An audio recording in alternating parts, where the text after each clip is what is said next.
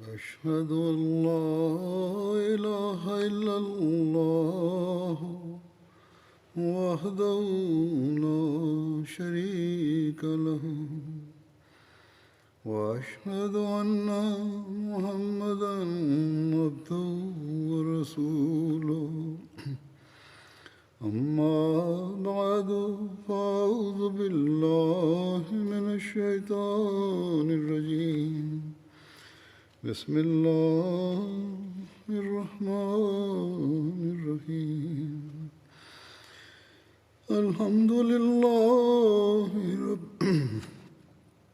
الحمد لله رب العالمين الرحمن الرحيم مالك يوم الدين إياك نعبد وإياك نستعين اهدنا الصراط المستقيم صراط الذين أنعمت عليهم غير المغضوب عليهم ولا الضالين.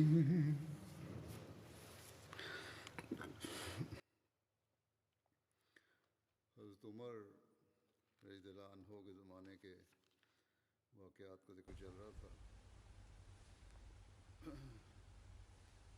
آج جنگ یرموک Hazrat Amir al-Mu'minin Mwenyezi Mungu amsaidie sana anasema, nilikuwa naeleza matukio ya zama za Hazrat Umar radhiyallahu ta'ala anhu. Leo nitaeleza kuhusu vita vya Yarmouk. Kuhusu tarehe ya vita vya Yarmouk kuna hitilafu katika riwaya. Riwaya moja inasema kwamba vita hii ilitokea mnamo mwaka wa 15 hijria, ilhali kwa mujibu wa raia wengine vita hii ilikuwa imetokea mwaka wa 13 hijria kabla ya ushindi wa Dameski. Sawa na riwaya moja, habari njema ya kwanza ya kupata ushindi katika vita iliyomfikia Hazrat Umar radhiyallahu anhu ilikuwa ni ya vita vya Yarmouk.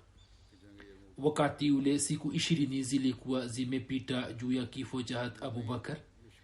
Wengine wanasema kuwa kwa mara ya kwanza alikuwa amepata taarifa ya ushindi wa Dameski, lakini kwa vyote vile ushindi wa Dameski na kupata taarifa yake inaonekana ndiyo sahihi zaidi iliyotokea kwanza. Shahidi zinaonyesha hivi kwamba vita vya Yarmouk ilikuwa imepiganwa katika zama za Umar. Warumi ambao wakishindwa mara kwa mara walikuwa wametoka Dameski na Hims na kadhalik, walifika Antakia. Antakia ni mji wa mpakani mwa Syria. Wakamwomba Hirqal msaada wakisema kwamba Waarabu wamevuruga Syria nzima. Hirqal akawaita baadhi yao waliokuwa hodari na wenye heshima katika jumba lake na akasema ya kwamba Waarabu ni chini yenu katika nguvu na idadi na silaha. Sasa kwa nini hamwezi kupambana nao? Hapo wote wakainamisha vichwa kwa majuto na hakuna aliyemjibu lolote, lakini mzee mmoja mwenye uzoefu akasema ya kwamba hulka za Waarabu ni bora kuliko hulka zetu. Wao wanafanya ibada usiku na mchana, wanafunga saumu, hawamdhulumu yeyote na wanakutana na wenzao kwa usawa. Na hali yetu ndiyo hii ya kwamba tunakunywa pombe na tunafanya maasi, hatutimizi ahadi, tunafanya zulma kwa wengine, na athari yake ni kwamba kazi yao ina azma na uimara na kazi yetu inakuwa haina azma na uimara. Kaisari kwa hakika alikuwa ameshafunga nia ya kuondoka Syria, lakini kutoka kila mji na wilaya watu walikuwa wakija kwake kuomba msaada. Kaisari akapata ghera na akajipanga kwa jazba kali ili atumie nguvu zake zote za ufalme zidi ya Warabuni. Roma, Kustantunia, Lutinia, kisiwa cha Armenia, kote kote akatuma amri ya kwamba majeshi yote yahudhurie katika Antakia juu ya tarehe maalum, na akawaindikia maafisa wa wilaya zote ya kwamba watu wanajeshi kwa kadri wawezavyo wa kuwakusanya wakusanye na watumwe hapa. Amri zikawafikia tu na majeshi yakaja kwa wingi. Pembezoni mwa Antakia kote kote majeshi yalikuwa yamejumuika na yalikuwa mengi sana. Hata Abu Ubaida radhiyallahu anhu maeneo aliyokuwa ameyateka, watu na viongozi wa yale maeneo walikuwa wamevutika na uadilifu wake kiasi hiki ya kwamba licha ya kuwa na dini tofauti, wao wenyewe walikuwa wameweka wajasusi wa kuwaletea taarifa ya maadui. Hivyo kwa kuwapitia wajasusi hawa, hata Abu Ubaida akapata taarifa zote. Yeye akawaita maafisa wote na akasimama na kutoa hutuba yenye kusisimua imani, ambayo muhtasari wake ndio huu ya kwamba eni Waislamu, Mwenyezi Mungu aliwajaribuni mara kwa mara na nyinyi mkafanikiwa katika mtihani wake. Hivyo kama malipo yake Mwenyezi Mungu daima akawajalieni ushindi na ufaulu. Sasa maadui zenu, silaha ambazo wametoka nazo za kupambana nani, ardhi imetetemeka juu yake. Sasa niambieni, mnasemaje? Yazid bin Abi Sufyan aliyekuwa ndugu yake Amir Muawiya akasimama na akasema ya kwamba rai yangu ni kwamba tuwaache kina mama na watoto wabaki mjini, nasi tupige kambi nje ya mji, na pia Khalid na Amr bin As waandikiwe barua ya kwamba watoke Damaski na Palestina kuja kutusaidia. Huzur anasema hapo pia inathibitika ya kuwa ushindi wa Damaski ulikuwa umetokea kabla. Shirahbil bin Hasana akasema siku hii kila mmoja anatakiwa kutoa rai yake kwa uhuru. Rai aliyoitoa Yazid bila shaka ametoa kwa nia njema, lakini mimi ninaipinga. Watu wa mji wote ni Wakristo. Yawezekana kuwa wao kwa sababu ya ubaguzi wakamata ahli zetu wawakabizi kwa Kaisari au wenyewe wawaue. Hata Abu Ubaida akasema kwamba utatuzi wake ni kwamba sisi tuwafurushe Wakristo kutoka mjini, wake na watoto wenu watasalimika. Shirahbil akainuka na akasema, ewe amiri, wewe huna haki hiyo.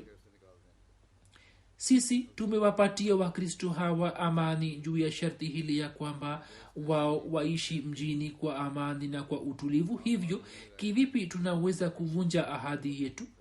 Tumefanya ahadi, sasa kivipi tunaweza kuivunja kwamba tuwaondoe kutoka mjini?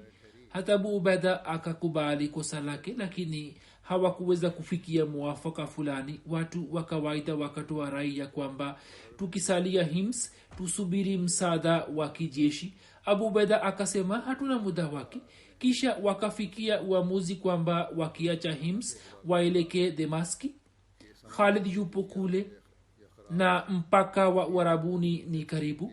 Walipoamua kufanya hivyo, hata Abu Ubaida akamuita Habib bin Maslama aliyekuwa afisa wa hazina na akasema, jizia inayochukuliwa kutoka kwa Wakristo, saizi hali yetu ni hivi kwamba hatuwezi kubeba dhima ya kuwalinda.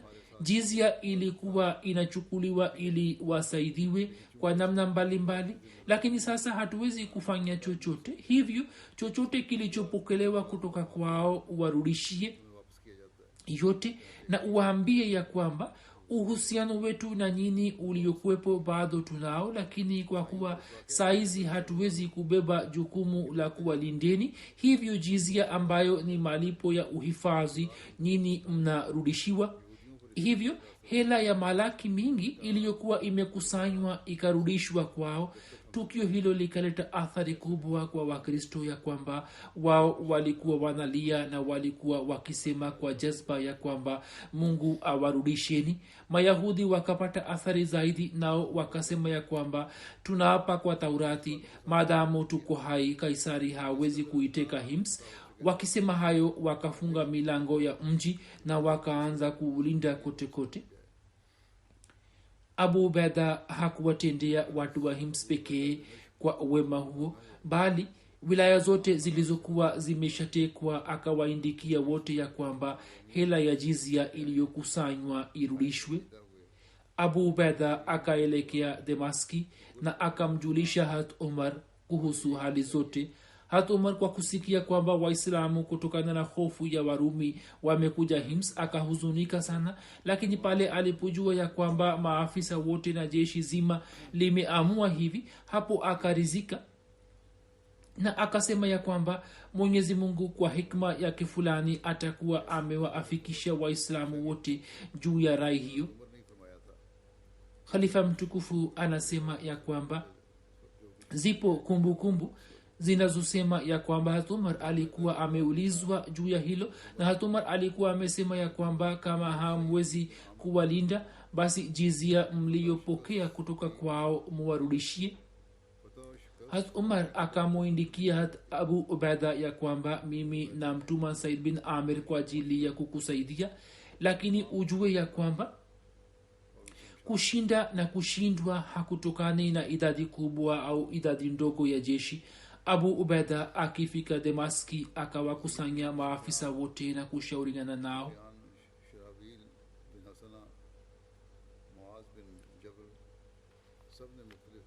Yazid bin Abi Sufyan, Shirahbil bin Hasana, Muaz bin Jabal, kila mmoja wao akatoa rai yake.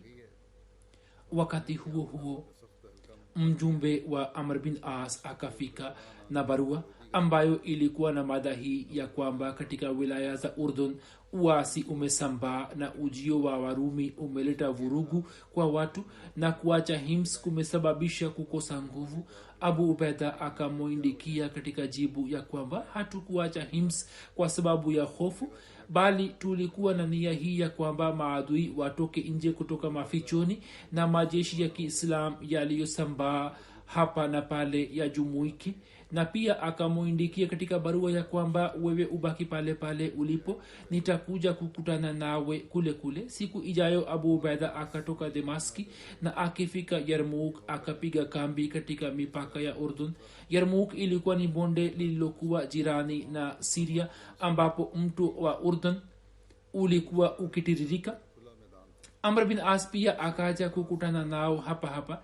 Nafasi hii kutokana na mahitaji ya vita ilikuwa ikifaa, kwani kutoka hapa mpaka wa Uarabuni ulikuwa karibu kuliko maeneo yote mengine, na nyuma yake kulikuwa na uwanja mpana na mkubwa hadi mpakani mwa Uarabuni ambao ulikuwa ukiwawezesha kusogea nyuma sawa na haja. Jeshi ambalo Hat Umar alikuwa amelituma pamoja na Said bin Amir lilikuwa bado halijafika. Upande wa pili, kwa kusikia hali ya ujio wa Warumi na silaha zao, Waislamu walikuwa wamepata hofu. Abu Ubaida akamtuma mjumbe mwingine kwa Hat Umar na akamuindikia ya kwamba Warumi wametoka kila upande na hali ya jazba yao ndiyo hii ya kwamba njia ambayo jeshi lao linakanyaga na kupitia, makuhani ambao hawajawahi kutoka nje kutoka nyumba zao nao pia wakijitokeza wanaendelea kuungana na jeshi. Barua hiyo ilipomfikia Hat Umar akawakusanya Wahajiri na Ansar na akawasomea barua. Maswahaba wote hawakuweza kujizuia na wakaanza kulia na wakasema kwa azma imara ya kwamba Amirul Mu'minin, kwa ajili ya Allah uturuhusu ili tuende tukajitolee kwa ndugu zetu. Mungu apishe mbali wao wakipata shida kidogo tu, basi kuishi kwetu ni bure tu. Azma ya Wahajiri na Ansar ilikuwa inazidi hadi Abdurrahman bin Auf akasema ya kwamba Amirul Mu'minin, we mwenyewe uwe kamanda wetu na utupeleke kule. lakini masahaba wengine wakahitilafiana na rai yake na wakakubaliana ya kwamba majeshi mengine ya ziada yatumwe. hat umar akamuuliza mjumbe ya kwamba maadui wamefikia wapi. yeye akasema wapo nyuma ya Yarmouk kama hatua 3 au 4. hat umar akahuzunika sana na akasema kwamba ni masikitiko tu, sasa kuna nini kinachoweza kufanywa, na katika muda huo mfupi kivipi msaada unaweza kuwafikia. kisha akamwindikia Abu Ubaida barua yenye maneno ya kuwavutia sana na akamwambia mjumbe ya kwamba uende ukawasomee barua hii kwa kufika katika kila safu na uwaambie ya kwamba Omar anawasalimieni na anasema ya kwamba eni waislamu piganeni kwa moyo wote na muwashambulie maadui zenu kama simba na kateni vichwa vyao kwa panga zenu, na iwe hivi ya kwamba wao wawe kwenu kama ni sisimizi. Uwingi wao usiwatieni hofu na msiwe na hofu kuhusu watu wasioungana nani. hili ni jambo la ajabu ya kwamba siku ambapo mjumbe akaja kwa Abu Ubaida, siku ile ile Said bin Amir pia akafika na wanajeshi 1000. Waislamu wakaimarika sana na wakaanza kufanya maandalizi ya vita kwa uimara mkubwa. Muaz bin Jabal ambaye alikuwa sahaba mwenye daraja sana akamteua juu ya kikosi cha kulia, Qabas bin Ashyam upande wa kushoto, na akampatia Hashim bin Utba ukamanda wa wanajeshi watembeao kwa miguu. Akaligawa jeshi lake katika sehemu 4, moja akaiweka kwa ajili yake na juu ya sehemu zingine akawateua Qais bin Habera, Mesra bin Masruq na Amr bin Tufail. Mashujaa hawa walikuwa maarufu sana katika Uarabuni kwa sababu ya ushujaa wao, na kwa sababu yake walikuwa wakiitwa Farisul Arab. Warumi pia walikuwa wametoka na silaha za kutosha. Idadi yao ilikuwa zaidi ya 200,000 iliyokuwa na safu 24 ambazo mbele yake viongozi wao wa kidini wakishika misalaba mikononi walikuwa wakitembea na kuwapa hamasa. Majeshi yakaja ana kwa ana. Hapo Bitrik mmoja akatoka nje ya safu. Bitrik ni kiongozi wa kidini wa Kikristo. Yeye akasema, nataka kupigana peke yangu. Maisra bin Masruq akajitokeza na farasi yake, lakini kwa kuwa adui alikuwa mwenye nguvu na alikuwa kijana, hivyo Khalid akamzuia na akamwona upande wa Qais bin Hawera. yeye akisoma shairi akasonga mbele. Qais akamvamia hivi ya kwamba Bitrik hakuweza kunyosha silaha yake, na yeye akafanikiwa katika lengo lake. Upanga wake ukakata kichwa na kisha ukikata kofia yake ya chuma ukaenda hadi shingoni mwake. Bitrik akaanguka kutoka farasi. Waislamu wakapiga takbira. Khalid akasema, hiyo ni ishara nzuri, na sasa Allah akipenda tutapata ushindi.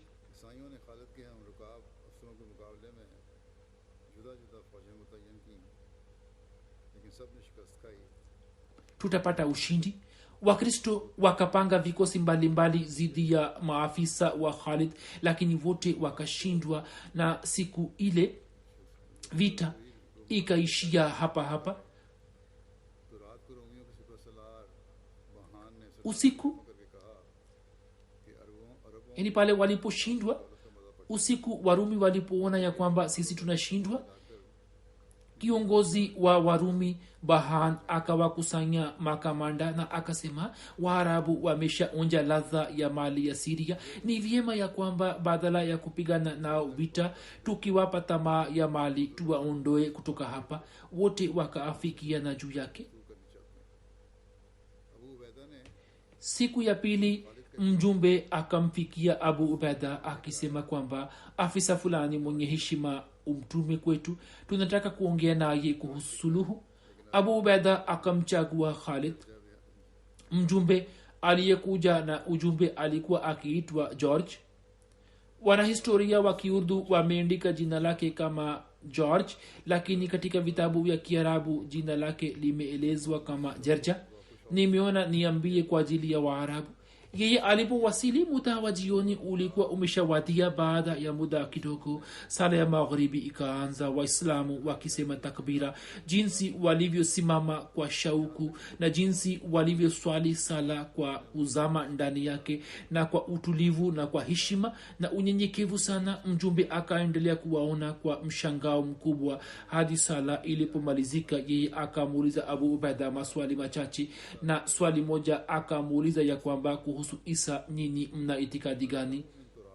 Abu Ubaida akasoma aya zifuatazo za Qur'ani tukufu: inna mathala Isa indallahi kamathali adama khalaqahu min turabin thumma qala lahu kun fayakun ya ahlal kitabi la taghlu fi dinikum wala taqulu ala allahi illa alhaq innamal masihu Isa ibn maryama innamal masihu Isa ibn maryama rasulullahi wa kalimatu alqaha ila maryama wa ruhum minhu fa aminu billahi wa rusuli wala taqulu salasa intahu khairan lakum innamallahu ilahun wahid innamallahu ilahun wahid subhanahu an yakuna lahu walad subhanahu an yakuna lahu walad lahu ma fi samawati wa ma fi al-ard wa kafa billahi wakila lan yastankifa al-masih لن يستنكف المسيح أن يكون عبدا لله ولا الملائكة المقربون.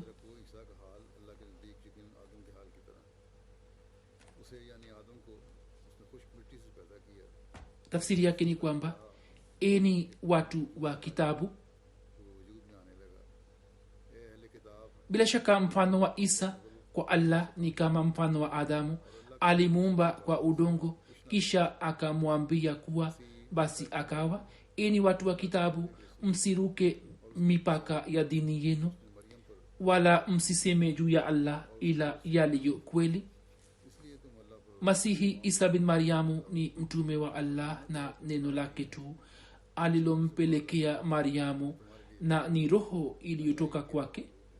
Basi muaminini Allah na mitume wake, wala msiseme watatu, jizuieni, itakuwa bora kwenu. Bila shaka Allah ni Mungu mmoja tu, ni mbali na utakatifu wake ya kwamba awe na mwana. Ni vyake vilivyomo mbinguni na vilivyomo ardhini, na Allah anatosha kuwa mlinzi.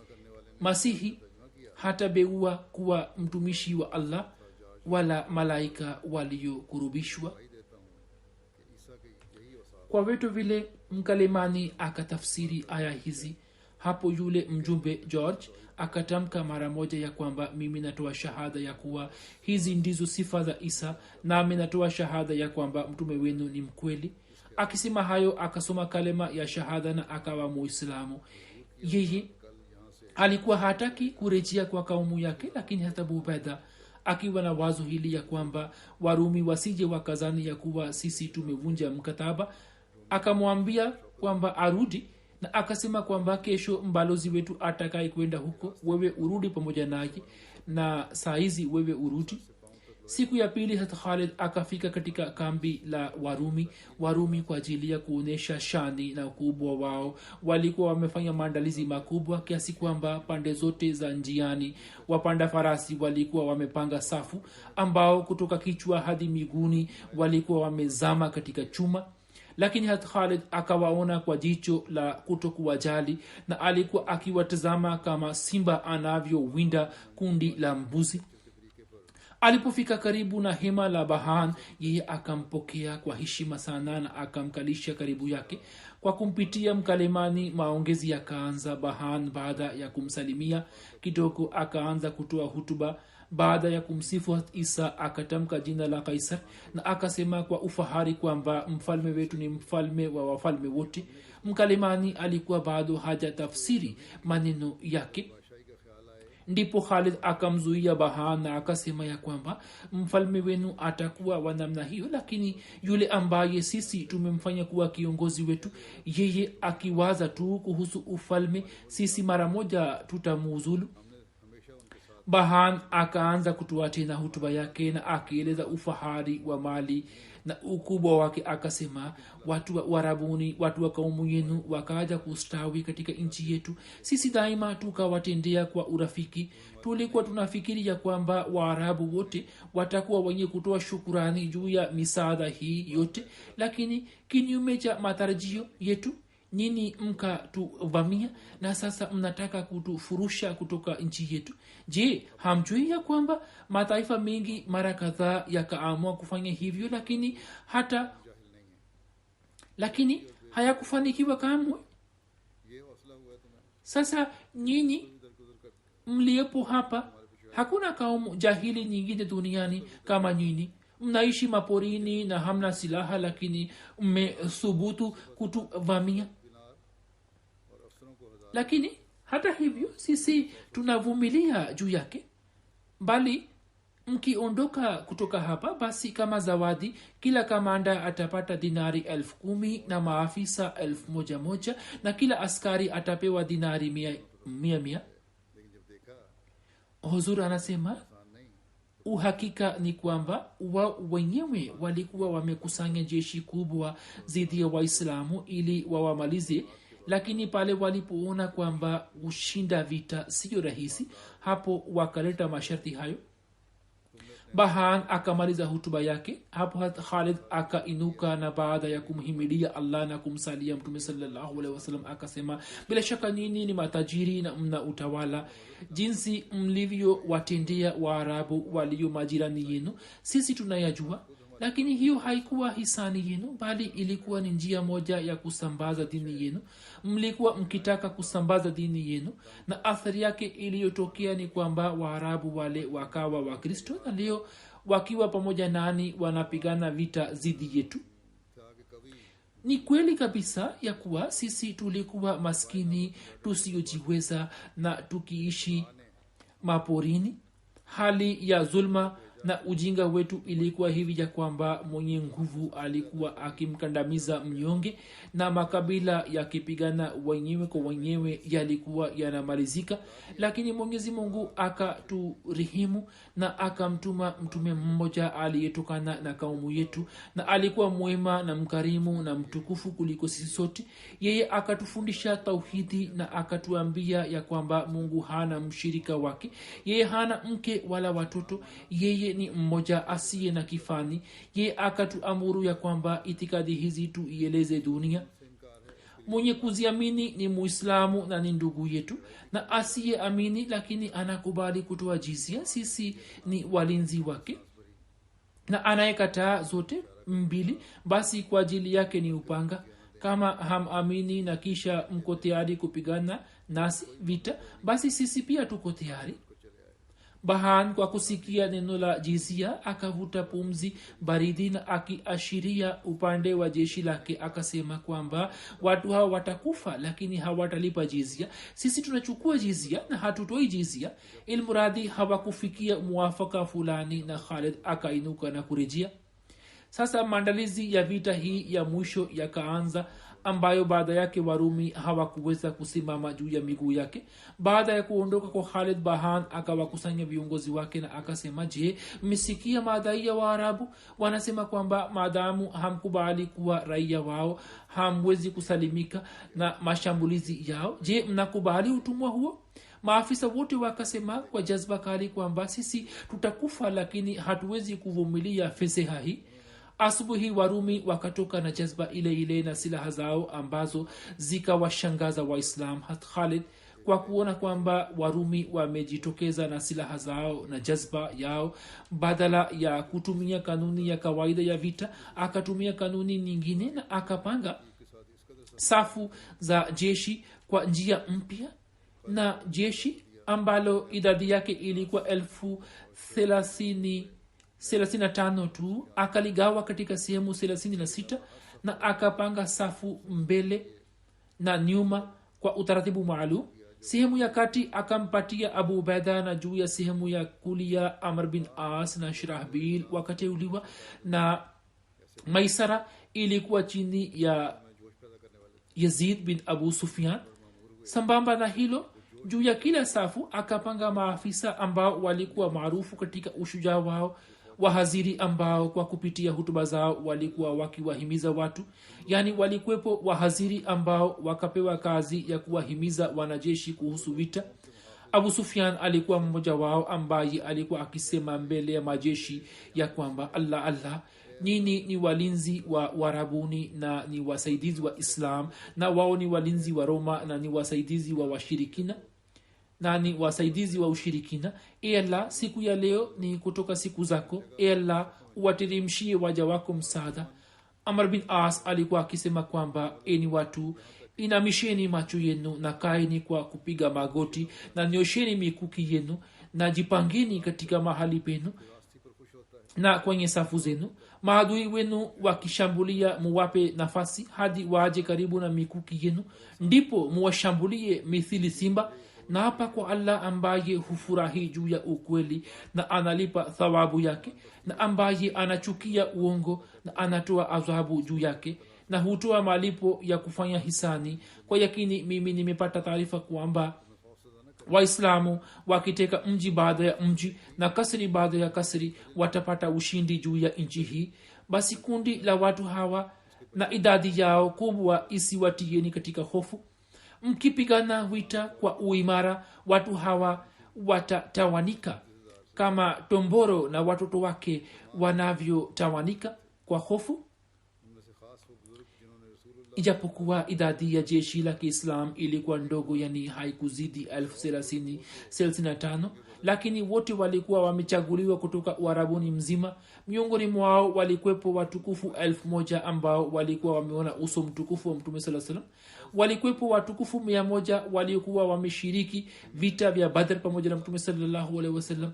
Watu wa kabila la Azd idadi yao ilikuwa zaidi ya 10,000. Kulikuwa na kundi kubwa la Hamir na walikuwepo mashujaa maarufu kama Hamdan, Khaulan, Leham na Jazam. Kulikuwa na sifa nyingine ya vita hii kwamba kina mama pia walikuwa wameshiriki vita hii, ambao wakapigana vita kwa ujasiri mkubwa. Mama yake Amir Muawiya, yani mke wa Abu Sufyan, Hind ambaye alikuwa amesha silimu, akiwashambulia maadui alikuwa akisonga mbele na akisema, nini muwamalize makafiri hawa kwa panga zenu. Pia alikuwepo binti ya Abu Sufyan na dada yake Amir Muawiya, Jaweria, akiwa na kundi moja akifuatana na mumewe, akatoka na kupigana na jeshi la Kirumi, na baada ya kupigana vita kali akauawa shahidi. Miqdad aliyekuwa na sauti nzuri sana alikuwa anasoma sura Anfal mbele ya jeshi ambamo imehimizwa kufanya jihadi.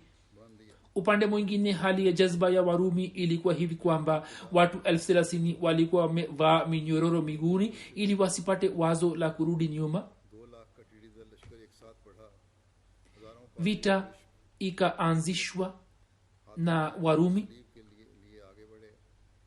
Jeshi la 200,000 likasonga mbele kwa pamoja, maelfu ya mapadre na maaskofu wakishika misalaba mikononi wakasonga mbele na walikuwa wakimsifu Isa. Kwa kuona hali hii na silaha zao, mtu mmoja akatamka mara moja ya kwamba Allahu Akbar. Ni jeshi kubwa kiasi gani! Khalid akasema kwa azma, nyamaza tu, wallahi kama miguu ya farasi yangu ingekuwa bora ningesema kwamba Wakristo waongeze jeshi jingine kama hilo. Ilmuradi Wakristo wakashambulia kwa nguvu zote na wakirusha mishale wakasonga mbele. Waislamu wakaendelea kusimama kidete kwa muda mrefu, lakini shambulizi lilikuwa na nguvu kubwa kiasi hiki kwamba kikosi cha kulia cha Waislamu kikavunjika na kujitenga na jeshi na kikasambaratika na kurejea nyuma hadi kufikia mahema ya kina mama. Kina mama kwa kuona hali hii ya Waislamu wakashikwa na ghadhabu kali, nao wakangoa mbao za hema na wakasema, mkija hapa tutapasua vichwa vyenu na mbao. Hind mke wa Abu Sufyan akishika fimbo mkononi akasonga mbele. Kina mama wengine pia wakamfuata. hind akamwona abu sufyan akikimbia hapo akipiga fimbo juu ya uso wa farasi yake. Akasema, unaenda wapi? Rudi nyuma na nenda katika uwanja wa vita. Pia kuna riwaya nyingine inayosema kwamba hind akibeba ubao akaelekea abu sufyan akasema, wallahi wewe katika kuipinga dini ya haki na kumkadhibisha mtume mkweli wa Allah ulikuwa mkali sana. Leo una nafasi hivyo katika uwanja wa vita kwa ajili ya kuitetea dini ya haki na kwa ajili ya kupata radhi ya mtume wa Allah. Jitolee uhai wako na ufanikiwe mbele ya Allah. Abu Sufyan akapata ghera sana na akageuka na kuingia katika jeshi la maadui na upanga wake. Kuna mwanamke mwingine shujaa ambaye jina lake lilikuwa Khawla. Ye akisoma shairi ifuatayo alikuwa akiwahamasisha watu: ya hariban aniswatin taqiyat fa'an qalilin kazara sabiyat wala hasiyat wala raziyat. Ewe mwenye kuwakimbia kina mama wacha Mungu, hivi karibuni utawaona wakifungwa. Wao hawatakuwa na daraja kubwa wala wao watapendeza. Muaz bin Jabal ambaye alikuwa kamanda wa kikosi cha kulia, kwa kuona hali hiyo akateremka chini ya farasi na akasema, mimi nitapigana kwa miguu, lakini kama kuna shujaa anayeweza kutimiza haki ya farasi hii basi farasi yupo. Mwanaye akasema, ndiyo, mimi nitatimiza haki hiyo, kwani naweza kupigana vizuri nikiwa nimepanda. Ilmuradi wote baba na mwana wake wakaingia jeshini na wakapigana kwa ujasiri kiasi kwamba waislamu waliokuwa wametawanika wakasimama tena. Sambamba na hilo, Hujaj ambaye alikuwa kiongozi wa kabila la Zubaida akasonga mbele na watu 500 na akawazuia Wakristo juu ya mahala pao. Katika kikosi cha kulia kabila la Azd likaendelea kusimama kidete. Wakristo wakatumia nguvu zote zidi yao, lakini wao wakaendelea kusimama kidete kama milima. Vita ilikuwa imepamba moto na kila upande vichwa na mikono vilikuwa vinakatika na kudondoka chini, lakini waislamu walikuwa wamesimama imara. Amr bin Tufail ambaye alikuwa kiongozi wa kabila la Azd alikuwa amenyosha upanga wake na alikuwa akiwaita watu wake akisema kwamba, ni watu wa kabila langu, angalieni leo kwa sababu yenu waislamu wasipate fedheha. Watu wakubwa wakauawa na Amr bin Tufail, kisha yeye pia akauawa shahidi. Khalid alikuwa ameweka jeshi lake nyuma. Ye ghafla akatoka nje na akawashambulia maadui kwa nguvu zote, kwamba akageuza safu za Warumi. Ikrima ambaye alikuwa mwana wa Abu Jehel akasogeza mbele farasi yake na akasema, ni Wakristo, mimi katika zama fulani katika hali ya ukafiri nimeshapigana na Mtume sallallahu alaihi wasallam. Je, leo zidi yenu naweza kurudi nyuma? Akisema hayo akaona jeshi na akasema, ni nani anayefanya bayat juu ya kifo? Watu 400 na Zarar bin Azad alikuwa mmoja wao wakafanya bai'a juu ya kufa kwao na wakapigana vita kwa nguvu sana kwamba wote wakawa shahidi. Maiti ya Ikrima ikapatikana chini ya maiti za waliouawa. Alikuwa bado anapumua kidogo. Khalid akaweka kichwa chake juu ya mapaja yake na akimnywesha maji akasema, wallahi dhana ya Umar haikuwa sawa kwamba sisi hatutakufa tukiwa shahidi. Ilmuradi Ikrima na wenzake wakauawa, lakini kabla hawajafa wakawamaliza maelfu ya Warumi. Mashambulizi ya Khalid yakavunja nguvu yao hadi wakalazimika kurudi nyuma, na Khalid akiwakandamiza akafika hadi Sipasalar Daranjar. Maafisa wa Kirumi wakafunika macho yao na leso, wakizani kwamba kama macho yao hayawezi kuona ushindi basi yasione kushindwa kwao. Wakati ule ule ambapo vita ilikuwa imepamba moto katika sehemu ya kulia, Ibn Qanantir ambaye alikuwa kiongozi wa kikosi cha kulia cha Warumi akaishambulia sehemu ya kushoto. Kwa bahati mbaya, katika sehemu ile kulikuwa na watu wengi wa kabila la Leham Magsan waishio katika maeneo ya Syria, na walikuwa wakitoa jizia kwa Warumi kwa muda mrefu. Hivyo hofu na haiba ya Warumi iliyokuwa mioyoni mwao ikaleta athari yake ya kwamba katika shambulizi la kwanza tu miguu yao ikatetemeka. Walikuwa Waislamu, lakini kulikuwa na haiba ya zamani moyoni mwao, hivyo wakaogopa na wakatawanika. Lakini hata hivyo maafisa wakaonyesha ujasiri. Kama maafisa wangeonyesha woga, vita ingekuwa imekwisha. Warumi wakawafuata wanajeshi waliokimbia hadi kufikia mahema. Kina mama kwa kuona hali hiyo wakatoka nje, na ushujaa wao na ushujaa wao ukawazuia Wakristo kusonga mbele.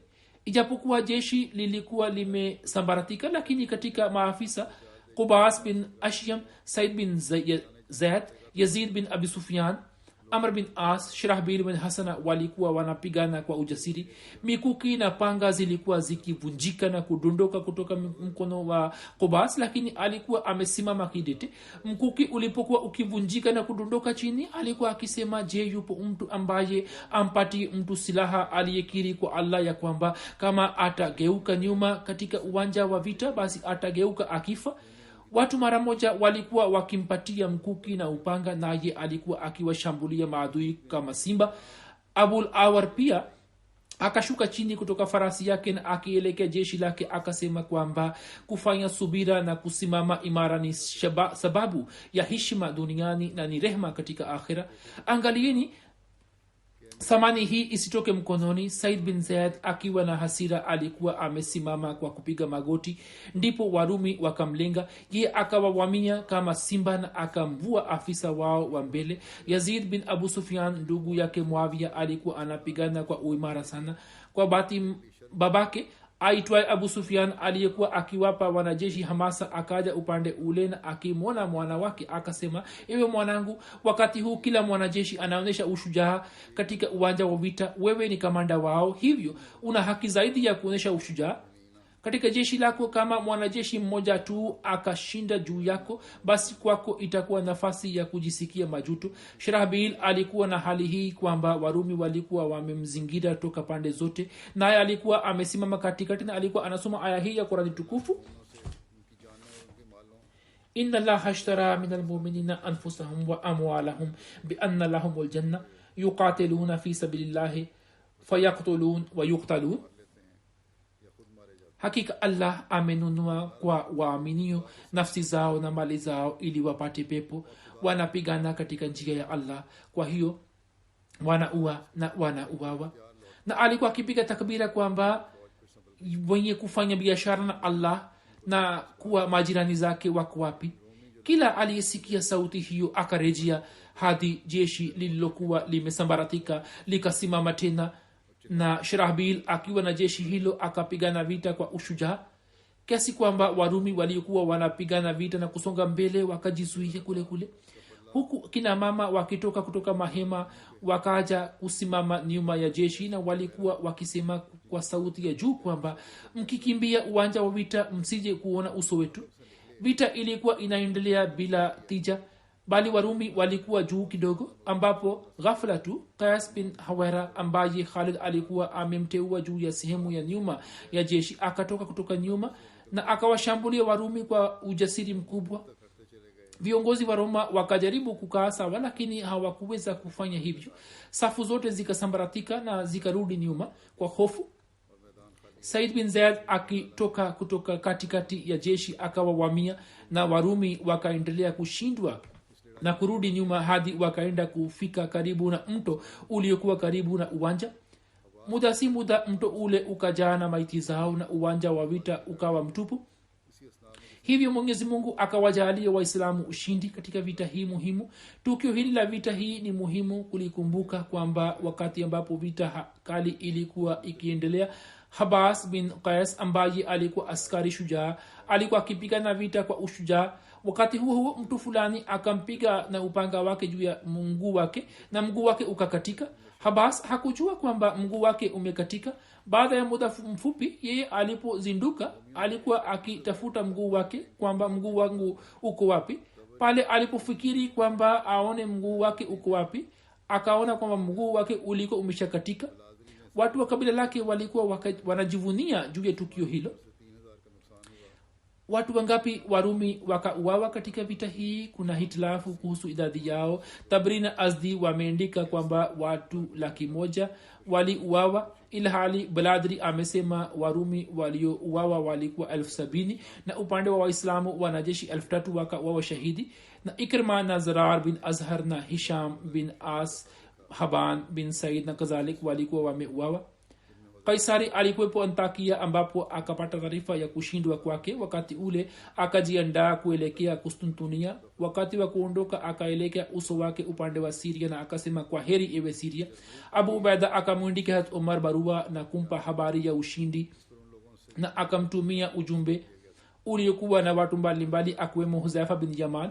Hazrat Umar alikuwa anasubiri habari ya Yarmouk na kwa sababu yake alikuwa hakuwezi kulala kwa siku kadhaa. Taarifa ya ushindi ilipomfikia, mara moja akaanguka chini kwenye sajda na akamshukuru Allah. Muslim Maud akieleza tukio hilo anasema kwamba maswahaba wakati ambapo wakapambana na utawala wa Kirumi na wakisonga mbele wakateka Yerusalem ambayo ni mahala pa dini pa Wakristo, na kisha wakaanza kusonga mbele zaidi. Hapo Wakristo kwa kuona kwamba makao makuu yao ya kidini yametekwa na Waislamu wakaanza kufanya juhudi ya mwisho ya kuwaondoa kutoka kule, na wakitangaza kote kote tangazo la kufanya jihadi. Wakaleta jazba kwa Wakristo na wakikusanya majeshi makubwa zidi ya Waislamu wakajiandaa kulishambulia jeshi la Kiislamu. Waislamu waliokuwa na idadi ndogo kuliko wao kwa kuona hali hiyo wakaamua kurudi nyuma kwa muda tu, na kamanda wa kijeshi akamwindikia Hazrat Umar kwamba maadui wana idadi kubwa sana, sisi ni wachache. Kupigana vita na jeshi hilo ni kama kujiangamiza, hivyo kama uturuhusu basi kwa ajili ya kujipanga upya jeshi la Kiislamu lisoge nyuma kidogo ili tuweze kujumuika tena na tupambane na maadui. Na pia akamuindikia kwamba maeneo ambayo tumeshateka tayari tumekusanya kodi kutoka kwao, kama ukitoa ruksa ya kuacha maeneo haya basi tuambie kwamba tufanye nini kuhusu kodi hiyo.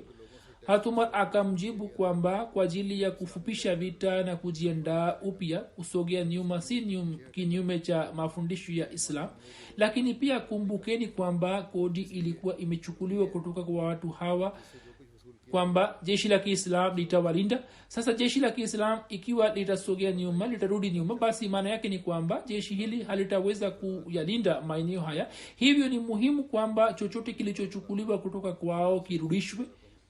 Amri hiyo ya Hazrat Umar ilipofika, kamanda wa Kiislam akawaita watu na wafanya biashara wa maeneo hayo na akawarudishia hela yote, na akawaambia kwamba hela hiyo ilikuwa imechukuliwa kutoka kwenu kwa sharti hili kwamba jeshi la Kiislam litawalindeni, lakini sasa kwa kuwa tunaona sisi ni dhaifu kuliko adui na kwa muda tu tunarudi nyuma, hivyo kwa sababu yake hatuwezi kuwalindeni, basi hatuwezi kukaa na hela hiyo. Huo ulikuwa ni mfano ambao haujawahi kuonyeshwa na mfalme yote katika dunia. Wafalme wanapoondoka eneo fulani, badala ya kuwarudishia watu kodi yao, wanapora zaidi, na wanaelewa kwamba sasa maeneo haya yatatekwa na wengine, hivyo tupate faida kadri tuwezavyo.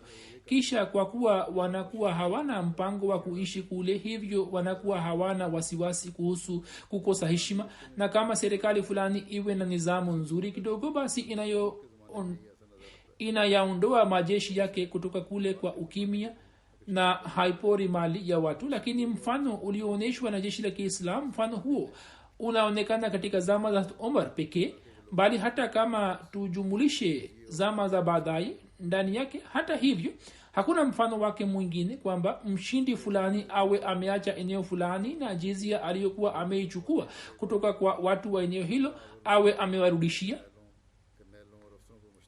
Jambo hilo likaleta athari kubwa kwa Wakristo, kwamba pamoja na hali hii ya kwamba majeshi yaliyokuwa na dini yao yalikuwa yanasonga mbele na washambuliaji walikuwa ni watu wa kaumu yao na ndugu zao, na pia vita hii ilikuwa imepewa rangi ya kidini na Wakristo,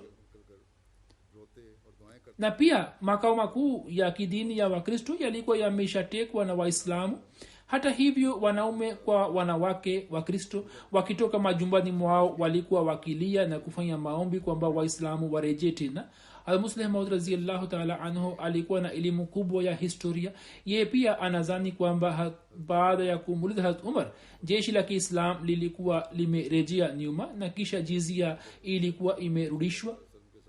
Al-Musleh Maud akieleza kuhusu Hazrat Ikrima anasema ya kwamba katika zama za umar wakati wa vita vya yarmuk uhai wa masahaba wa mtume saa salam ulipokuwa hatarini na waislamu walikuwa wakiwawa kwa wingi kamanda mkuu wa kiislam hata abu ubaida bin al-jarrah akasema mimi nataka ya kwamba baadhi ya mashujaa wajitokeze ambao katika idadi hata kama wawe wachache lakini wapigane vita kwa moyo wote hadi jeshi la kirumi lishikwe na haiba. Hat ikrama akaja mbele na akamwomba hat abu ubaida kwamba niruhusu niwachague baadhi ya watu ambao nikifuatana nao nitawashambulia maadui na nitajitahidi kumua jenerali wao. wakati ule jenerali ya jeshi la kirumi alikuwa anapigana kwa nguvu zote na mfalme alikuwa amemwahidi kwamba ikiwa atapata ushindi juu ya waislam ye atamwoza binti yake pamoja naye na atamkabidhi nusu ya utawala wake.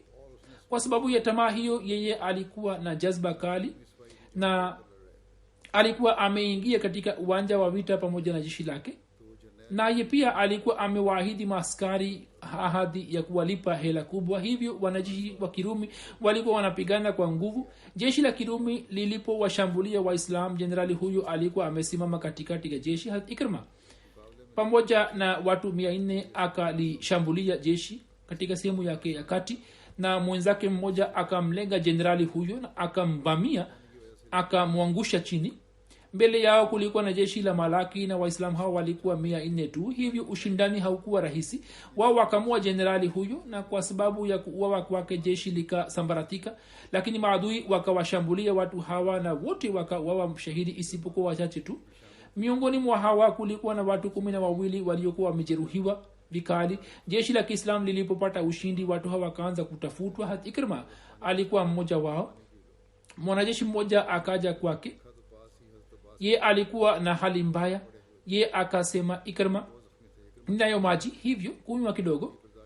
Hata Ikrima akageuza uso wake, karibu yake alikuwepo mwana wa Abbas Fazl aliyekuwa amejeruhiwa sana. Ikrima akasema, ghera yangu haiwezi kuvumilia kwamba watu waliomsaidia mtume sallallahu alaihi wasallam katika muda ule ambapo mimi nilikuwa adui wake mkali, wao na watoto wake waafe kwa kiu, nami nikinywa maji nibaki kuwa hai. Hivyo kwanza uwanyweshe watu hawa, kama yatabaki kidogo basi nilete. Hivyo muislamu huyo akamwendea Fazl, ye akaashiria upande wa mtu mwingine na akasema, kwanza umnyweshe huyu, yeye anahitaji zaidi kuliko mimi. Ye akamwendea mjeruhi huyo, lakini ye akaashiria kwa mjeruhi mwingine na akasema kwamba ye ana haki zaidi kuliko mimi. Hivyo ye akaendelea kuwaendea mmoja baada ya mwingine, nao wakaendelea kumpeleka mbele na hakuna aliyekunywa maji. Ye alipofika kwa mjeruhi wa mwisho, mtu huyo alikuwa amefariki dunia, na aliporejea kwa Ikrima naye pia alikuwa ameshafariki dunia, na wajeruhi wengine pia kila mbaye alikuwa amemwendea alikuwa ameshafariki dunia. Huu ndio ulikuwa mwisho wa vita hii, na hivyo Allah akawajalia ushindi. Habari hizi bado zinaendelea, nitazieleza katika siku za usoni inshallah.